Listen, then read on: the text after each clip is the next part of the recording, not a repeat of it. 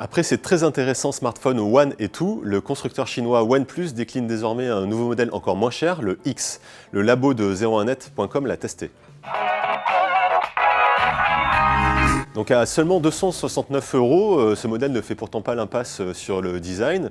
On peut voir un contour en aluminium très bien fait, un dos en verre aussi. Alors évidemment, le tout rappelle le design de l'iPhone, mais on va pas s'en plaindre puisque c'était plutôt une réussite de ce côté-là. Du côté de l'écran, OnePlus fait le choix de la technologie AMOLED. On a donc des rendus au niveau du contraste qui sont plutôt flatteurs. C'est une dalle de 5 pouces avec une définition Full HD. On obtient donc une résolution de 441 pixels par pouce, ce qui est quand même très confortable en termes de lecture. C'est en revanche beaucoup plus mitigé pour la luminosité, puisque avec seulement 349 candela par mètre carré, au soleil, c'est toujours un petit peu compliqué de lire l'écran du OnePlus X. Les performances sont plutôt honorables. Le Snapdragon 801 utilisé ici tient encore bien le coup. On approche les 40 fps par exemple à Epic Citadel. C'est largement suffisant pour jouer aux jeux en 3D tranquillement. Évidemment, c'est loin des modèles haut de gamme, mais c'est suffisant en tout cas sur ce point-là. Le tableau paraît idyllique, mais malgré tout, notre labo de 01net.com a trouvé un petit souci en termes d'autonomie sur le OnePlus X.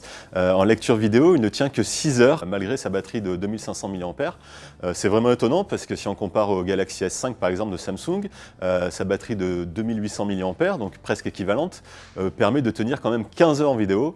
Donc c'est vraiment étonnant de ce côté-là. On imagine que c'est dû à un bug plutôt logiciel, plutôt qu'à un problème matériel, puisque a priori, sa configuration pourrait lui permettre de tenir beaucoup plus longtemps que ces 6 heures.